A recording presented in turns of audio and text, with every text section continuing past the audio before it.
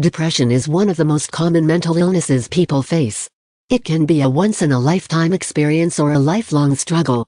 For teachers, this time in our history is particularly ripe for depression because of the instability of our jobs, the necessity of social distancing, which makes connecting to your social support more challenging, and the unexpected havoc of moving from in-person to remote learning last year. When you are feeling depressed, you will typically feel symptoms constantly during each day, and daily for some time. Some of the symptoms include sadness, anger, frustration, loss of interest in activities that you normally love, changes in your sleeping patterns, lack of energy, appetite and weight fluctuation, feelings of worthlessness or guilt, cognitive issues, suicidal thoughts or frequent thoughts of death, and physical issues like unexplained back pain and headaches. Depression is an interruption of life. Although with all the changes teachers are experiencing, it may be difficult to identify whether the symptoms are being caused from life being interrupted or if life is being interrupted because of the symptoms. Talk to your doctor. There's a lot of misconception and stigma surrounding mental illnesses, including depression, but we need to start thinking of mental illness in the same ways we think of physical illness, especially since some mental illnesses are caused by physical differences in a person's chemistry or genetic makeup. Talking to your doctor about feeling depressed should be similar to talking to them about having migraines or insomnia. If you view it as a valid health concern, which it is, you are more likely to be able to make an appointment and talk to your doctor about it. Some people put off speaking with their doctor because they don't want to be put on medication, but medication is not the only available treatment for depression. If you don't want to take medicine, you don't have to. Your doctor should be able to recommend some alternatives, including possibly referring you to a counselor in your area. If your doctor doesn't do this, seek a second opinion. If you are worried about seeing a counselor and have never sought one because of social stigma, know that seeing a counselor is actually very common and becoming even more common right now due to the mental health crisis brought on by the pandemic.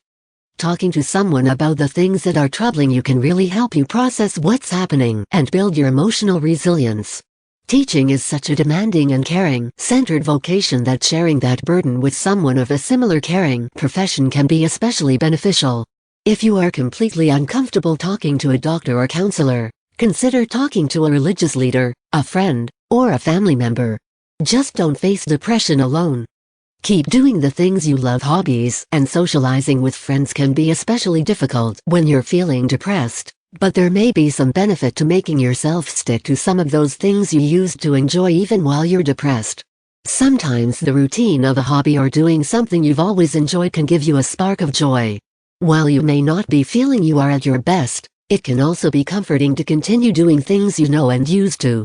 While it doesn't fix your depression and shouldn't be expected to, it may relieve some of your symptoms temporarily, like taking an over-the-counter medication for physical pain. It's not the cure if you have an underlying condition, but it may make the symptoms easier to deal with. Rest. That being said, there will be times when you want to keep doing the things you love and you just won't be able to make yourself. Have some self-compassion in those moments. Just as you might need extra rest if you have a cold or the flu, you need extra rest when you are experiencing a mental illness. Let your body get more rest, within reason. Rest is absolutely vital during the school year, and most teachers don't make it the priority that they desperately need to. Don't fall into that trap. Make rest a non-negotiable, or you'll find mental illness much more difficult to beat. Make and stick to a routine. Routines are helpful for all sorts of things. Sometimes the lack of routine in summer can push a teacher into depression all on its own. There's something a little traumatic about going from a 24/7 schedule to a relaxed, largely responsibility-free couple of weeks or months. Settling into an activity can be a struggle for a lot of teachers. If you find yourself in this situation, make a rough schedule. You may be missing the structure of the classroom and time management required to keep things running during the school year. There's nothing wrong with getting up and going to bed at a decent hour, nor is it a bad idea to schedule housework, a time for self-selected study, exercise, meal preparation, eating, and even time with friends into your daily activities. Routines are healthy for your body, mind, and soul.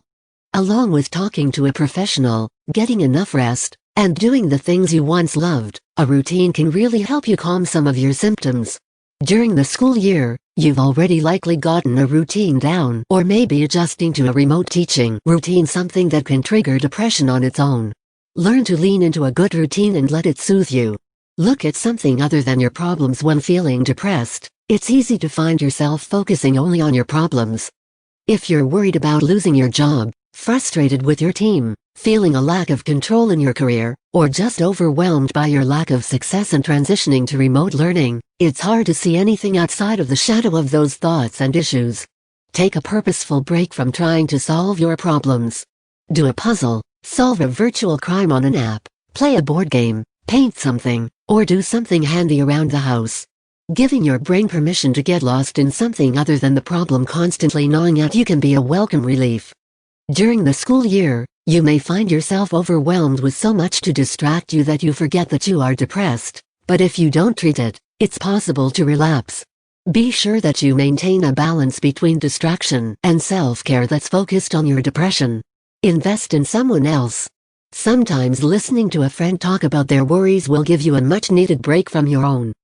Consider helping someone find an item they've been searching for, like a certain brand of toilet paper, helping a friend pack or unpack from a move, taking someone else's pets for a walk, or cooking for a friend who's just had surgery. You may even find ways to help at an area nonprofit, like a church or a food pantry. Again, helping others isn't a cure for depression, but like many of the suggestions above, it can definitely help you as you manage your symptoms. As an educator, you spend a lot of time doing this during the school year, but sometimes investments need to be outside your typical pattern to help relieve symptoms. In conclusion, depression is hard. It's an illness, and you have to give yourself care, time, space, and compassion as you recover. Talk to a professional and implement a few strategies to help you manage your symptoms. Recovery is not only possible, it is probable in most cases. With the proper care and management, here are a few links that have useful phone numbers you can call if you need to talk to someone about your depression and are having trouble taking the first step. https psychcentral.com Depression hotline numbers https www.crisistextline.org https www.nami.org Support Education NAMI Helpline Top Helpline Resources